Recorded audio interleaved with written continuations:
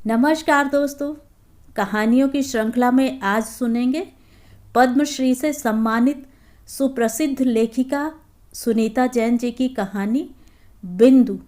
लेकिन उससे पहले मेरा आपसे विनम्र अनुरोध है कि अगर मेरे द्वारा सुनाई हुई कहानियाँ आपको अच्छी लगती हैं तो मेरे चैनल को सब्सक्राइब ज़रूर करें, लाइक करें और अपने दोस्तों और परिचितों में शेयर भी करें।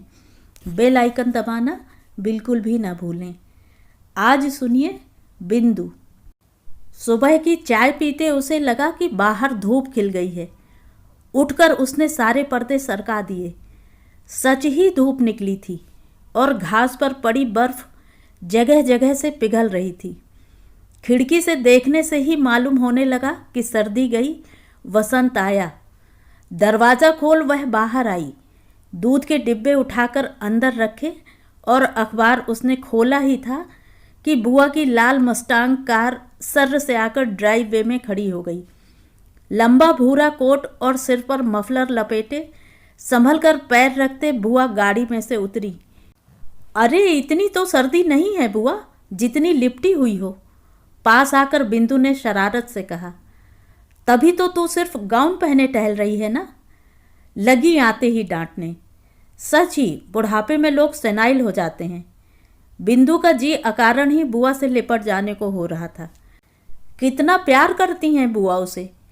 कमरे में बुआ ने अपने जूतों से बर्फ की हल्की परत पायदान पर झाड़ी, फिर स्वयं ही रसोई में चाय लेने चली।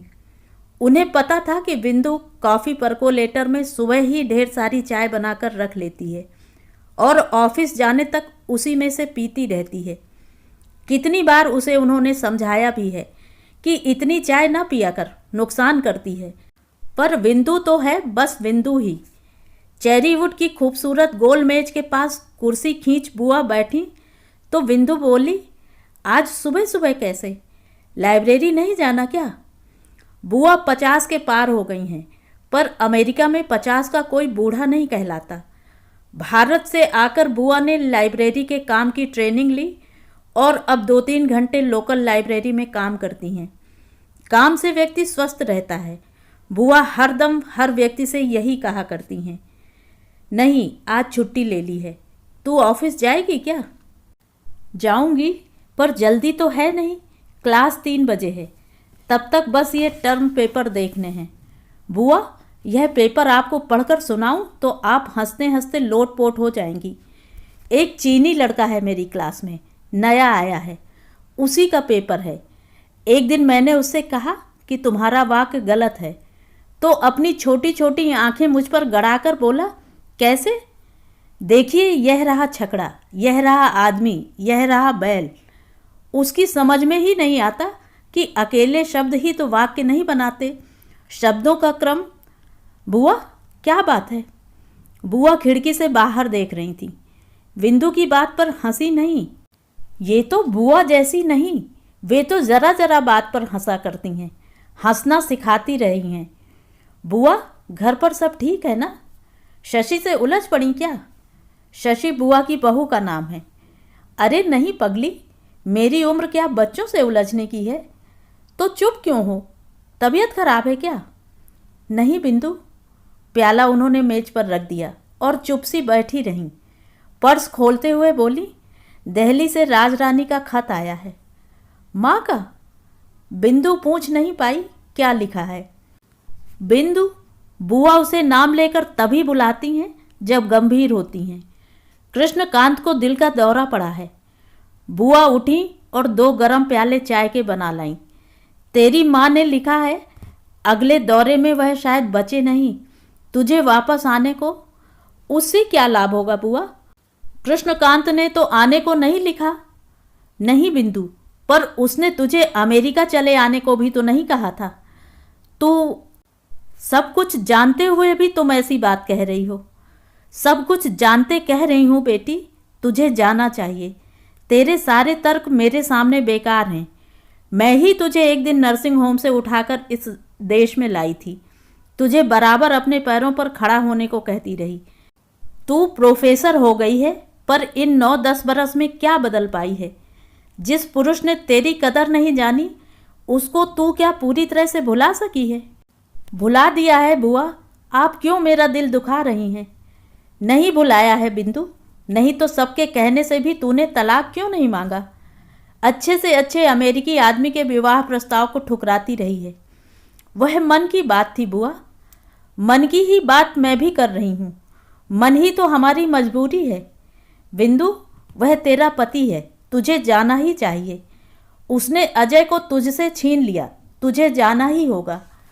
मेरा वहाँ क्या रखा है बुआ? चीख कर उसने पूछना चाहा, अगर उन्होंने मेरा अपमान किया तो, पर नहीं पूछा। तेरा वहाँ क्या रखा है, यह तो तू अपने से पूछ। और अगर तुझे भय है कि वह तेरा अपमान न कर बैठे तो अपना कर्तव्य याद रख। बेटी, फर्ज निभाने में व्यक्ति कभी नीचा नहीं होता, और तू तो इन बातों से बहुत ऊपर है। इतनी जो गीता पढ़ती है उससे कुछ तो सीखा ही होगा। और अजय?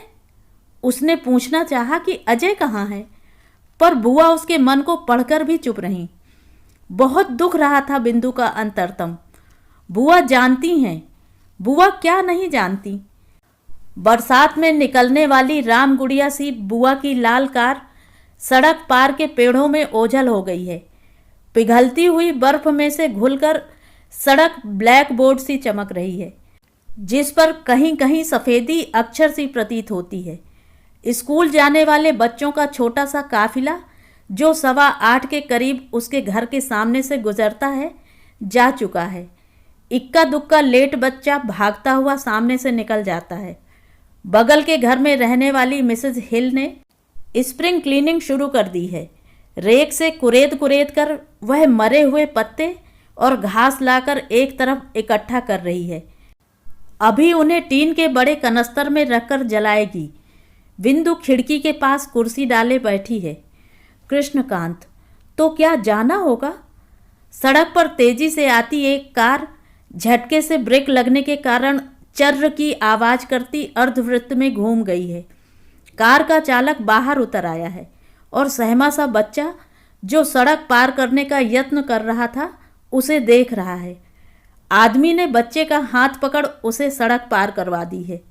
नर्सरी पढ़ने वाला छोटा ही बच्चा है। मिसेज हिल हाथ में रेक थामे उस व्यक्ति से बात कर रही हैं। खिड़की से आती धूप बिंदु के लगाए अफ्रीकन वायलेट के पौधों पर पड़ रही है।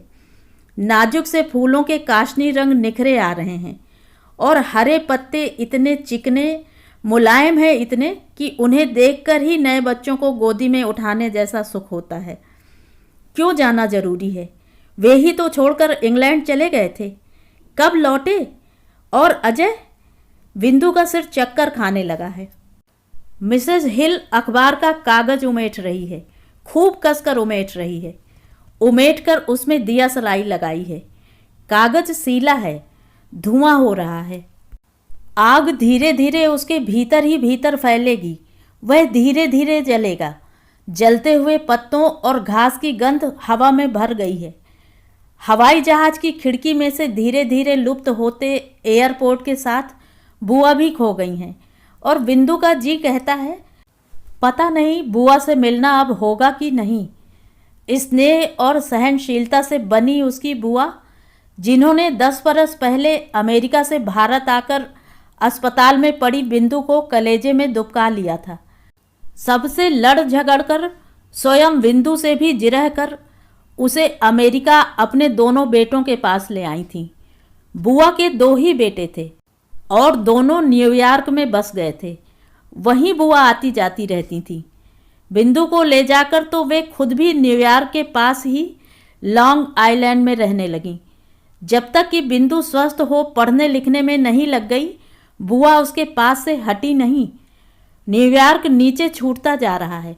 शहर से ऊपर उठते हवाई जहाज की खिड़की से बिजली की कतारें दीप सी टिमटिमाती दिखाई देती हैं। उसी तरह नर्सिंग होम की खिड़की से पहाड़ी सांझ के समय तलहटी में बने घरों के दीपक दिखाई देते थे। इसी तरह खिड़की में बिंदु बैठी उन्हें देखा करती थी और उसका जीवन एल्बम के पन्नों सा अलग अलग चौखटों में दृश्य दृश्य होकर खुलता रहता था। आज 10 बरस बाद फिर वही बिंदु कृशकाय और बीमार हो आई है। जरा भी गंभीर प्रोफेसर नहीं रही है, जिसकी विद्वता की प्रशंसा है, जिसके व्यवहार पर सब रीझ रीझ जाते हैं। वही पुरानी बिंदु अकेली। एल्बम के पन्ने खुले जा रहे हैं, जैसे कुएं से भरकर आते पानी के डिब्बे ठिठक कर पानी गिराते हैं। बिंदु उस जीवन में उतरती जा रही है जहाँ बाबूजी हैं, माँ हैं, महलनुमा मकान है, अंगड़ाई सी अलस सुबह है, झुलसते लंबे दिन हैं, कहानी किस्सों में ऊँघती हुई शाम और भयानक सपनों में चौंक कर उठती रात है। बहुत दूर जो कहीं भी अब नहीं है, उसी दुनिया में बिंदु धीरे धीरे उतरी जा रही है। कहाँ है वह दुनिया? वे दिन, वे लोग जिनके लिए वह मरती रही, उन्होंने उसे जीने नहीं दिया। जब मरने लगी तो बुआ गोद में भर लाई। आज उन्हीं बुआ को बिसारना जरूरी हो गया। बुआ कहती हैं जाना होगा। बिंदु अपनी सीट पर अधलेटी किसी भी तरह अपने से समझौता नहीं कर पा रही है। बार बार उसे बेबस सी वह बिंदु, वह बच्ची याद आ रही है जो बचपन में किसी झाड़ी के पीछे छुपकर बैठी रहना चाहती थी, छुपी, पर कोई न कोई उसे ढूंढ लेता था और ढूंढकर जबरदस्ती उसे दंड देने की व्यवस्था करता था। Are you all right? बिंदु की साथ वाली सीट पर बैठी अधेड़ अमेरिकी महिला उसकी ओर झुककर उससे पूछ रही है, तुम बिल्कुल ठीक तो हो ना बेटी? Yes yes, thank you. बिंदु चौंक कर अपनी सीट पर सीधी बैठ गई है। महिला कह रही है, मैंने सोचा तुम सो गई हो, पर वह बहुत सहानुभूति और सौहार्द से बिंदु को देखे जा रही है। I am sorry. बिंदु ने पर्स में से क्लीनेक्स निकाल अपनी आंखें पोंछ ली है। So sorry. Parting is painful.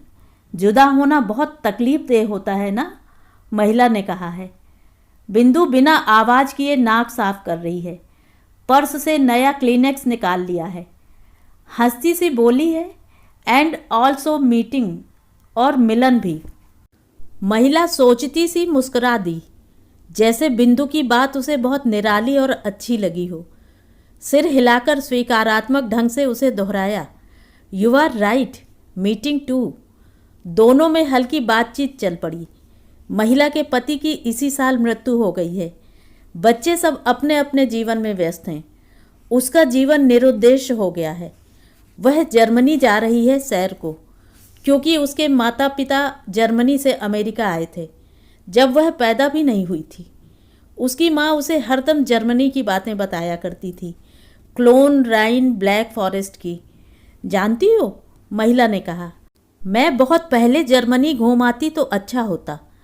इस आयु में यदि वहाँ जाकर मुझे घर सा ना लगकर बेगाना लगा तो? यही सोचकर डरती हूँ कहीं सब बात जो माँ बताती थी, जिनकी तस्वीर मेरे दिमाग में है, वहाँ ना मिली। खाना खाकर दोनों बैठी हैं। महिला बिना दूध की कॉफ़ी के हल्के घूंट भर रही है। कैप्टन की आवाज़ केबिन में तैर रही है। यान अब अटलांटिक पार कर रहा है। लगभग 3 घंटे में इंग्लैंड पहुंच जाएंगे। तब तक कुछ फिल्में दिखाई जाएंगी। जो लोग चाहें वह ईयरफोन का किराया देकर हॉस्टेस से उसे ले लें।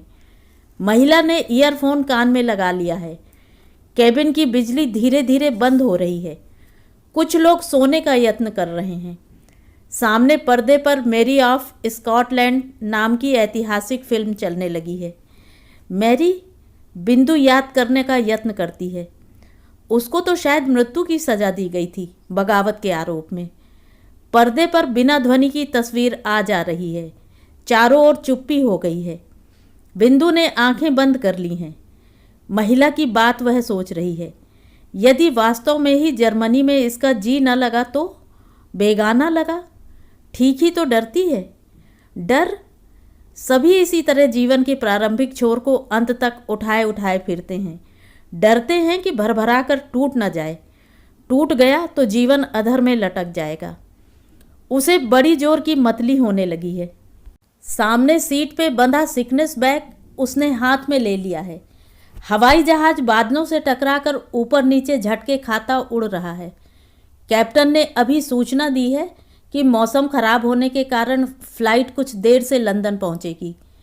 क्लियरेंस के इंतज़ार में वे कुछ देर ऐसे ही चक्कर लगाते रहेंगे। स्क्रीन पर मेरी ऑफ स्कॉटलैंड का अंतिम दृश्य चल रहा है। काले कपड़ों और काली पारदर्शी नकाब में रानी धीरे धीरे वधशाला की ओर जाने को तैयार हो रही है। हाथों में उसने लंबे काले रेशम के दस्ताने पहन लिए हैं। वधशाला पास आ रही है। मेरी का सिर काटने के लिए जल्लाद तैयार खड़ा है। बहुत धीरे, बहुत शान से चलकर मेरी ने वध खंड के दोनों ओर दोनों बाजू पसारे और गर्दन नीचे रख दी। खट की आवाज करता फलक गर्दन के पार हो गया। वायुयान तेजी से नीचे को गिरा सा। बिंदु का जी कच्चा हुआ चला जा रहा है। कह कर चुकने पर भी शांत नहीं हो रहा है। अमेरिकी महिला ने ईयरफोन निकाल कर रख दिए हैं। स्क्रीन पर लारेल हार्डी की उछल कूद शुरू हो गई है। बिंदु की दशा देख हॉस्टेस उसे मुंह में डालने की गोलियां दे गई हैं। धीरे धीरे बिंदु उसी को चूस रही है। हवाई जहाज लंदन के हीथ्रो एयरपोर्ट पर खड़ा हो गया है। साथ की सीट से अमेरिकी महिला जा चुकी है। बिंदु सीढ़ियों के पास आकर खड़ी हो गई है। तकरीबन सभी यात्री एयरपोर्ट के अंदर बने बाजार में खरीदारी को जा चुके हैं। कोई शराब की बोतल खरीदने गया है, कोई घड़ी या कैमरा। हवाई जहाज 1.5 घंटा रुकेगा। वह टहलती सी सीढ़ियों से जोड़े गए लोहे के पुल पर खुले में लंबी लंबी सांस ले रही है।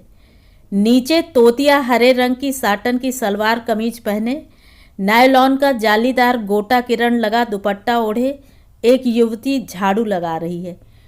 कूड़ेदान खाली करने वह झुकती है तो चोटी में गुंथा लाल परांदा सरक सरक आता है। बिंदु फिर अपनी सीट पर आ बैठी है। सफाई करने वाले जल्दी जल्दी वैक्यूम क्लीनर चला रहे हैं। रसोई में खाने से भरी ट्रे, पीने के लिए पेय के डिब्बे लाए जा रहे हैं। थोड़ी देर में नए यात्री भी आएंगे। तब तक सब शांति है। कुछ छोटे बच्चे अपनी सीटों पर सोए हैं। उनकी माँ उनके पास बैठी हैं या सो गई हैं। भारत बहुत नज़दीक आता जा रहा है। बिंदु ने आंखें बंद कर ली हैं। कृष्णकांत क्या सचमुच नहीं रहेंगे? और जब रहना इतना ही भर होता है तो व्यक्ति क्यों अपने को तिल तिल मारता रहता है? क्यों कांत ने सब तहस नहस कर डाला? इसलिए कि कहीं उसके मन को ठेस लग गई थी। अजय तब 2.5 साल का ही तो था। दिल्ली में हल्की सर्दी शुरू हो गई थी। कृष्ण, माँ ने बुलाया है, धीरेन की सगाई है। तो जाओ, 2 दिन में आ जाऊंगी। कभी भी आओ, अजय नहीं जाएगा। कृष्ण, अजय नहीं जाएगा? तुम्हें जाना है, जाओ। देखो, मुझसे नाराज हो, इसका बदला बच्चे से क्यों लेते हो? वह बहुत रोएगा। सब वहाँ भी पूछेंगे, मामा की सगाई में भांजा क्यों नहीं आया? हरदम बहस मत किया कर बिंदु, अजय नहीं जाएगा। बहुत समझाने पर भी गोल भरे गालों पर मोटे आंसू टपकाता, सफ़ेद निकर गुलाबी कमीज में चिकना गोरा अजय बार बार पूछे जा रहा था, मम्मी तुम कब आओगी? जल्दी आ जाऊंगी मेरे बच्चे, बहुत जल्दी। मुझे ले चलो ना। तू पापा के पास रहना, बहुत सर्दी हो गई है, मैं जल्दी आऊँगी। माँ के घर से उसने टेलीफोन किया तो घंटी बजती रही, किसी ने फ़ोन नहीं उठाया। तीसरे दिन लौटी तो गेट पर मोटा सा ताला पड़ा था। नौकर सड़क पर नीम के नीचे खाट पर सोया था। साहब कहाँ हैं? अजय कहाँ हैं? उसने सोते नौकर को कस के झचकोर दिया। वे तो चले गए। कहाँ? इंग्लैंड। अजय भी? अजय बाबू वहाँ स्कूल में पढ़ने गए हैं। चक्कर खाकर वह ताले पर सिर फोड़ती गिरी थी। चुपचाप भीतर उसकी आत्मा से हाहाकार उठा था। तेरी सृष्टि बांझ हो जाए भगवान, तेरी सारी सृष्टि बांझ हो जाए। पैन एम का जंबो जेट बहुत देर से पालम पर खड़ा है। एक एक कर सभी यात्री उतर गए हैं। आखिरी उतरने वाले यात्री को विदा कर जहाज की दोनों हॉस्टेस अंदर आ गई हैं। एकाएक एक हॉस्टेस ने दूसरी की नीली ट्यूनिक पकड़कर रोका और इशारे से एक सीट की तरफ इंगित किया। एक महिला यात्री सीट से सिर टिकाए अभी बैठी थी, आंखें बंद किए है। सो गई क्या? एक ने कहा। सो कैसे सकती है? कहीं? दोनों लड़कियों ने भय से एक दूसरे की ओर देखकर आंखों आंखों में कह दिया, कहीं हार्ट फेल तो नहीं हो गया? तू जाकर देख। ना ना, मुझे डर लगता है। और वह जाकर हेड स्टुअर्ट को बुला लाई। हेड स्टुअर्ट अधेड़ उम्र का अमेरिकन है, देखने में खुश मिजाज लगता है। बिना घबराए वह महिला यात्री की सीट के पास पहुंच गया है। मैडम, महिला ने आंखें खोल दी। आंखें बादाम सी हैं, थके चेहरे में भी पहाड़ी गुलाब अलसाए हैं। बड़ी प्यारी मुस्कुराहट महिला के होठों पर है। हेड स्टुअर्ट जरा हतप्रभ हो गया, संभलता सा बोला, हम दिल्ली पहुंच गए हैं। जी धन्यवाद। कपड़े तनिक से ठीक कर हाथ में छोटा बैग उठाए वह जाते जाते दोनों से गुड बाय कह गई। लड़की जो कंबल तह कर रही थी बोली, इसका किसी को इंतजार नहीं था क्या? तो ये थी कहानी। कहानी आपको कैसी लगी कमेंट करके ज़रूर बताएं।